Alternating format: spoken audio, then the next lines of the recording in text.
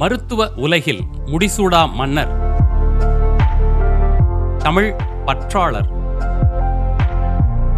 சமூக ஆர்வலர் என பன்முகம் கொண்டவர் டாக்டர் தெய்வநாயகம் அவர்கள். சென்னை மருத்துவக் கல்லூரியில் மருத்துவம் பயின்று சிறந்த மாணவராக பல்வேறு விருதுகளை பெற்றவர். குறிப்பாக சென்னை மருத்துவக் கல்லூரியின் உயரிய விருதான ஜான்ஸ்டன் கோல்டு மெடல் விருதினை பெற்றார்.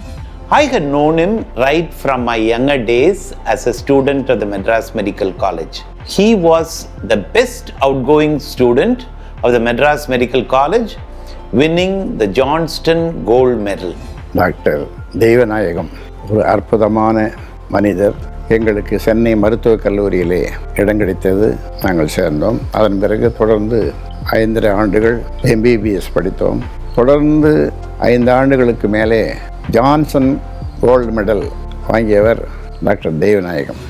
பின்னர் ஸ்காட்லாந்தின் எடின்பரோவில் உள்ள புகழ்பெற்ற ராயல் காலேஜ் ஆஃப் பிசிஷியன்ஸ் என்கின்ற மருத்துவக் கல்லூரியில் MRCP பட்டத்தை பெற்றார். அக்கல்லூரி இவருடைய உலகளாவிய மருத்துவ சாதனைகளை அங்கீகரித்து இவருக்கு FRCP பட்டம் வழங்கியது. நியூமோகோனியோசிஸ் அப்படின்னு ஒரு நுரையீரல் சம்மந்தப்பட்ட நோய், அதில் தான் ஸ்பெஷலைஸ் பண்ணிட்டு இருந்தாங்க. சுரங்கத்துக்குள்ள கறி தோன்றதுக்காக சுரங்கத்துக்கு போவாங்க பாருங்கள், அந்த வேல்ஸ் நாட்டில் அங்கே நிறைய சுரங்கங்கள் உண்டு. ஸோ அந்த மைனர்ஸோட லங் டிசீஸ் தான் இவங்களோட ஸ்பெஷாலிட்டி. அதனால் இவங்களுமே அங்கே இந்த சுரங்கத்துக்குள்ளெல்லாம் போயிருக்காங்க. அவங்களோட வேலை செய்கிற அந்த கண்டிஷன்ஸ்லாம் எப்படி இருக்குது அப்படின்லாம் பார்க்கறதுக்காக அப்போல்லாம் போயிருக்காங்க. மேலை நாட்டில் மேற்படிப்பினை முடித்திருந்தாலும் தாய் நாட்டிற்கு சேவை செய்யும் எண்ணத்தால் சென்னையில் மருத்துவ பணியில் ஈடுபட்டார்.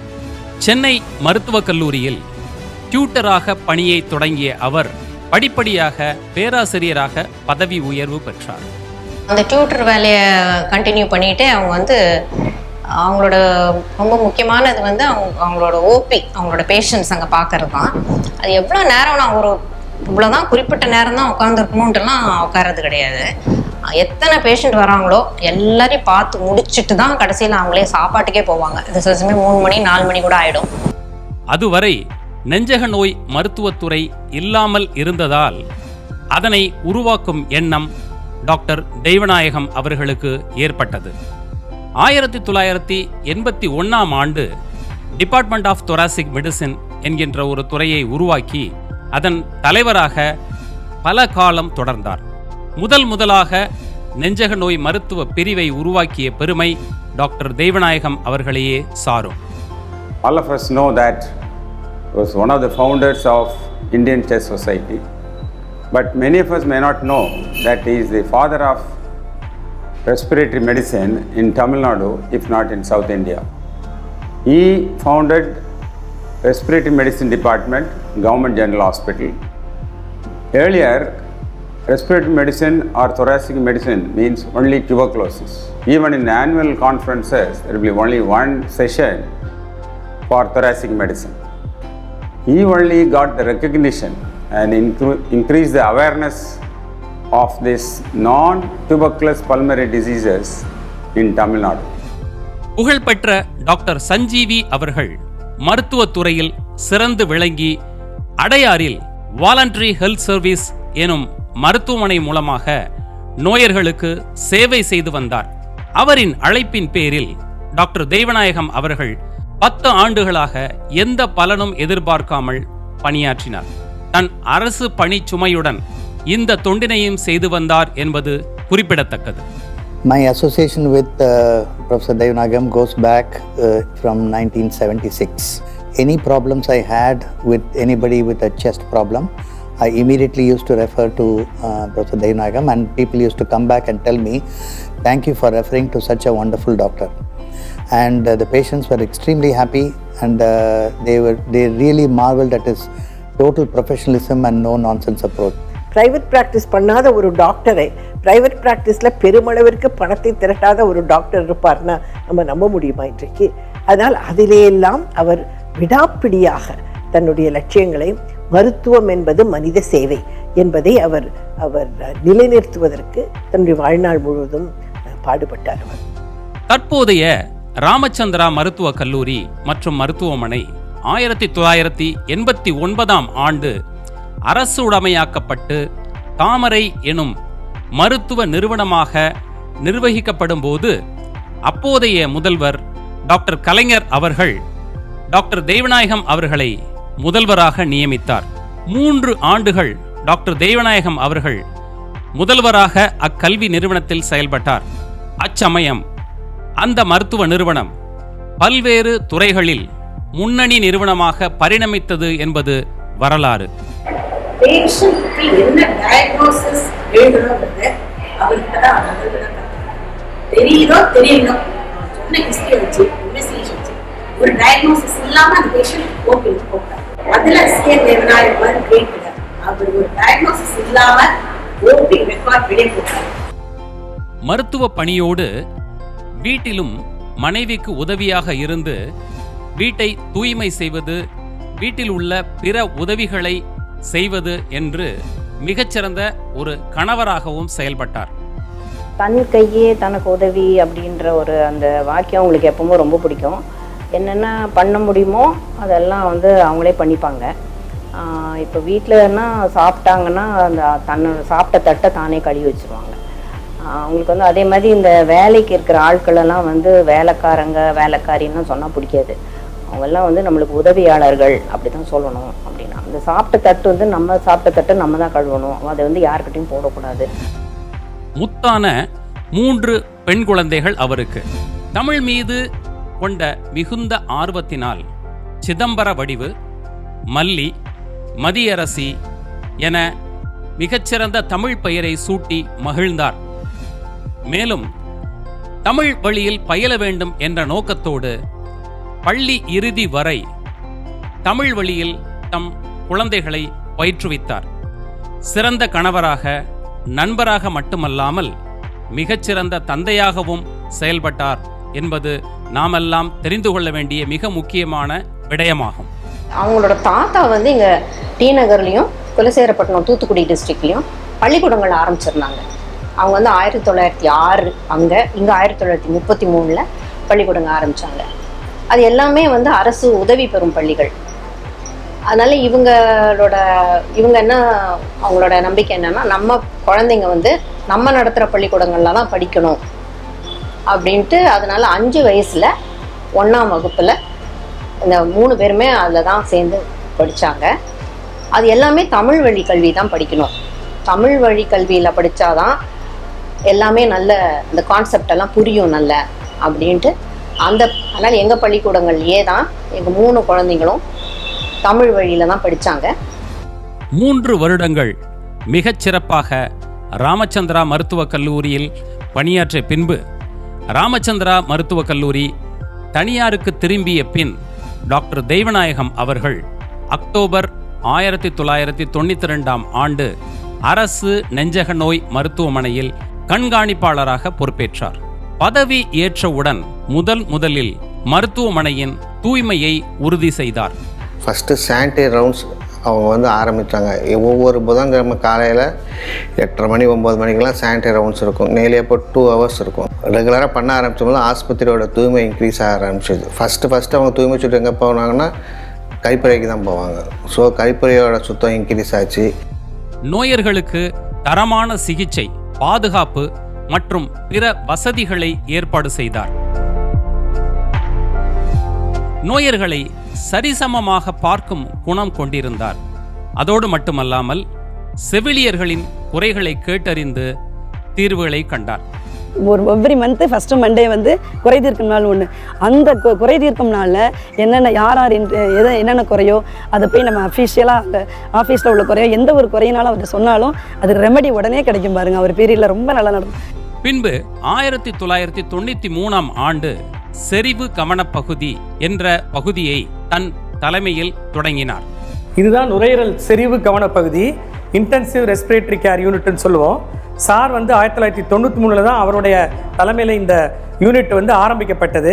நோயாளிகளை பார்ப்பதற்கு 8:05 இங்கே வந்துடுவாங்க. நாங்கள் உதவி மருத்துவர்கள் வந்து பேஷண்ட்ஸை பற்றி டீட்டெயில்ஸ் கேட்டாருன்னா நாங்கள் அந்த கேஸ் ஷீட்டை பார்க்கக்கூடாது.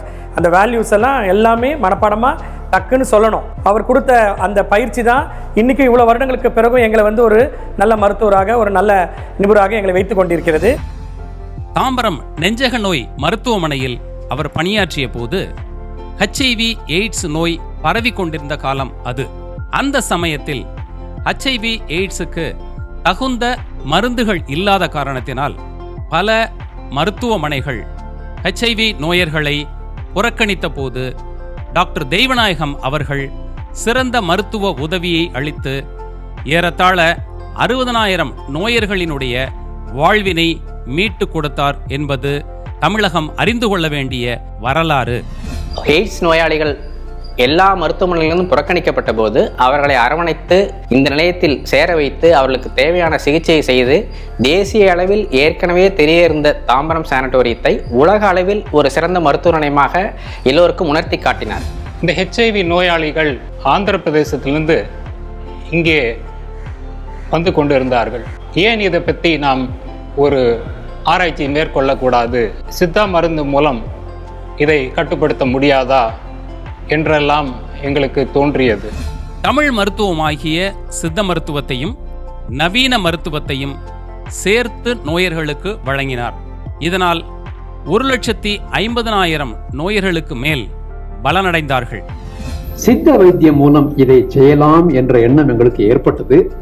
அதற்கு மூல காரணம் தமிழகத்து சித்த மருத்துவர்கள் தான். அவர்களுக்கு 10,000 வருடத்திற்கு ஏறத்தாழ பாரம்பரியம் இருக்கிறது என்று தெரிந்து கொண்டோம். அவர்கள் மருந்தில் இந்த நோய் எதிர்ப்பு சக்தியை அதிகப்படுத்தும், வளர்விக்கும் தன்மை உடையது என்று சொல்கிறார்கள். எனவே எங்களுடைய மருந்து இந்த கிருமியை ஒழித்துவிடும் என்று சொல்வதில்லை. அவர்கள் உங்கள் உடலை, உங்கள் உடல் திறனை நாங்கள் பலப்படுத்துகிறோம் என்கிறார்கள். HIV எய்ட்ஸினால் பாதிக்கப்பட்டிருக்கக்கூடிய நோயர்களினுடைய வாழ்வினை மீட்டெடுப்பதற்கு இந்த மருத்துவ ஒருங்கிணைப்பு அவசியம் என்பதை உலகிற்கு அறிவித்தார் மருத்துவர் தெய்வநாயகம் அவர்கள். இது தமிழக வரலாற்றில் குறிப்பிடத்தக்க ஒரு மாற்ற நிகழ்வினை ஏற்படுத்தியது. ஒரு 200 சித்த மருத்துவர்கள், அந்த சித்த மருத்துவர்களில் வந்து கல்லூரி வழியில் படித்த ட்ரெடிஷ்னல் பிராக்டிஷனர்ஸ் 2 பேரையும் சேர்த்து இங்கே ஒரு கருத்தரங்கம் நடத்தினார்கள். இந்த கருத்தரங்கத்தின் மூலமாக சித்த மருந்துகளை எவ்வாறு இந்த எய்ட்ஸ் நோய்க்கு கொடுப்பது, ரசகந்தி மெழுகு, அமுக்கராச்சூர்ணம், நெல்லிக்காய் லேகியம் என்று சொல்லக்கூடிய 3 சித்த மருந்துகளை ஏற்கனவே கொடுத்து கொண்டிருக்கக்கூடிய அந்த ஆங்கில மருந்துகளோடு இணைத்து கொடுத்து இந்த நோயை கட்டுப்படுத்தக்கூடிய வழியினை ஏற்படுத்தினார்கள். HIV நோயர்களினுடைய வாழ்வினை மீட்டெடுக்க இப்போது இருக்கக்கூடிய ஆன்டி ரெட்ரோ வைரல் தெரப்பி இல்லாத காலகட்டத்தில் இந்த சாதனையை நிகழ்த்தினார் என்பது நாம் அறிந்து கொள்ள வேண்டிய மிக முக்கியமான விடயமாகும். டாக்டர் தெய்வநாயகம் அவர்கள் ஒரு ஒரு புரட்சியாளர். நாம் இந்த தேய்வு நோய், எய்ட்ஸ் நோயாளிகளுக்கு வெறும் மருந்து கொடுத்தால் மட்டும் போதாது. அவர்கள் ஒவ்வொரு நாளும் ஊட்டச்சத்தின்றி வாடிக்கொண்டிருக்கிறார்கள். பால், பருப்பு, இது மாதிரி பல நல்ல ஊட்டச்சத்துக்களை கொடுக்க வேண்டும். தலைமைச் செயலகம் வரையில் இருந்து போராடி வெற்றி பெற்று இன்றைக்கும் அந்த நோயாளிகள் பயன்பெறுகிறார்கள் என்றால், அந்த ஒவ்வொரு நோயாளியை எடுத்து அந்த உணவை சாப்பிடும்போது தெய்வநாயகம் வாழ்க என்று மனதிலே சொல்லிக்கொண்டு தான் வாழ வேண்டிய அளவிற்கு அவர்கள் வாழ்ந்து கொண்டிருக்கக்கூடியவர்கள். இவரது தலைமையின் போது தாம்பரம் நெஞ்சக நோய் மருத்துவமனை என்பது தென் ஆசியாவின் மிகப்பெரிய பால்வினை மற்றும் HIV எய்ட்ஸ் நோய்க்கான சிறந்த சிகிச்சை தளமாக விளங்கியது குறிப்பிடத்தக்கது. அச்சமயம் உலக நல நிறுவனம், அதாவது WHO, HIV நோயின் மருத்துவ மேற்பார்வை செய்யும் இந்திய பிரதிநிதியாக டாக்டர் தெய்வநாயகம் அவர்களை நியமித்தது. He is a dedicated doctor, committed and used to show a lot of concern to poor patients. It's an inspiration for all of us how to look after poor patients. And he used to present cases at a physician conference those days. Giants used to participate and we had a lively argument between the giants. அரசு பணி ஓய்விற்கு பின்பு இந்திய நலவாழ்வு நல்லறம் என்கின்ற தொண்டு நிறுவனத்தை தொடங்கி வைத்தார். இந்திய நலவாழ்வு நல்லறம் என்கின்ற தொண்டு நிறுவனம் நவீன மருத்துவத்தையும் தமிழ் மருத்துவமாகிய சித்த மருத்துவத்தையும் ஒருங்கிணைத்து சமூகத்திற்கு மிகச்சிறந்த தொண்டாற்றி வருகிறது. இதனுடைய நோக்கம் மிகச்சிறந்த, செலவு குறைந்த, பக்க விளைவு இல்லாத, வீரியமிக்க மருத்துவம் மக்களுக்கு கிடைக்க வேண்டும் என்ற குறிக்கோளுடன் செயல்பட்டு வருகிறது. இதுதான் மருத்துவர் தெய்வநாயகம் அவர்களினுடைய எதிர்பார்ப்பும். The Indian Chess Society honored him with a Lifetime Achievement Award just before his death. தமிழகத்தில் சித்த மருந்துகளை சிக்கன்குனியா, டெங்கி, ஸ்வைன் ஃப்ளூ போன்ற அச்சுறுத்தலான நோய்கள் பரவும் போது அதற்கு பரிந்துரை செய்தார். முதன்முறையாக நிலவேம்பினுடைய பயன்பாட்டை ஆய்வு அடிப்படையில் தமிழக அரசிற்கு பரிந்துரைத்து தமிழக மக்கள் பயனடைய உதவினார். இன்னைக்கு ஒட்டுமொத்த தமிழகத்திலும் நிலவேம்பு மிகப்பெரிய அளவில் பயன்பட்டு வருதுன்னா அந்த நிலவேம்பு என்கிற சொல்லை அரசாங்கத்தின் காதில் ஒலிக்க செய்தது தெய்வநாயகம் சார் தான். அவர் தான் அன்னைக்கு சிக்கன்குனியா 2006 டிசம்பரில் பெரிய அளவில் பாதிப்பை உண்டாக்கிய போது இப்படி சித்த மருத்துவத்தில் நிலவேம்பு பயன்படுத்துகிறாங்கப்பா, அது ஏதோ முட்டு வலி வாத சொல்கிறதுக்கெலாம் நல்லா இருக்குன்னு என் கொலீக்ஸ்லாம் சொல்கிறாங்க, கொஞ்சம் அதை பயன்படுத்தி பாருங்களேன்னு சொல்ல, அப்படித்தான் நிலவேம்பு முதலில் சிக்கன்குனியாவிற்கான முதல் முகவரி அன்னைக்கு பெற்றது. முதலில் அரசாங்கத்தின் காதில் அந்த நிலவேம்பு என்கிற சொல் போய் சேருவதற்கு தெய்வநாயகம் சாருடைய குரலும் அவருடைய எழுத்தும் தான் மிக முக்கியமான காரணம். உலக ஆய்வாளர்கள் மற்றும் மருத்துவர்கள் சித்த மருத்துவம் குறித்து அறிந்து கொள்ளும் வகையில் சஞ்சிகைகளிலும் புத்தகங்களிலும் சிறந்த தம் அறிவியல் கருத்துக்களை பதிவு செய்தார். மருத்துவத்தின் மீது இருந்த அளவில்லாத பற்றினை போன்றே இவருக்கு தமிழ் மொழி மீதும் மிகுந்த பற்று இருந்தது என்பது அனைவரும் அறிந்ததே.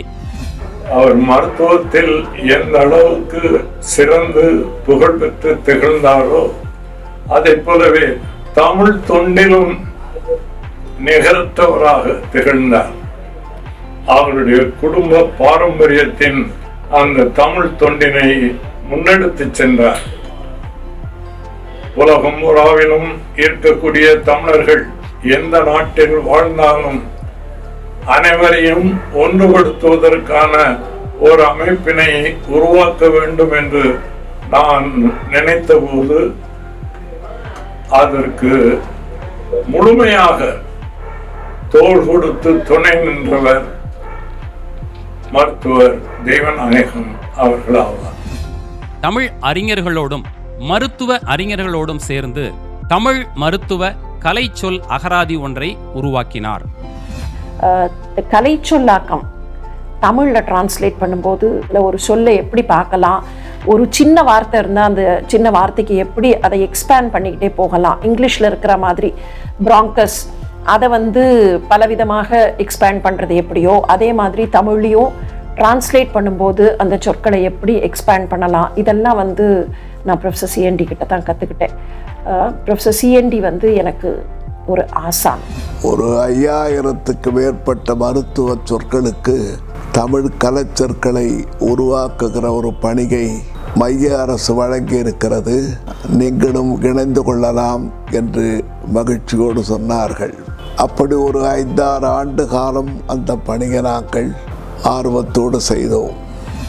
மருத்துவ பணியோடு நின்றுவிடாமல் ஈழத் தமிழர்களின் பிரச்சனையில் பலரும் அமைதி காத்த போது துணிச்சலோடு மௌன ஊர்வலம் நடத்தி தன்னுடைய கடுமையான எதிர்ப்பினை பதிவு செய்தவர் நம் மருத்துவர் தெய்வநாயகம் அவர்கள். இலங்கை தமிழர்களுக்காக முதலில் குரல் கொடுத்தவர்களில் மருத்துவர்களில் அவரும் ஒருவர்.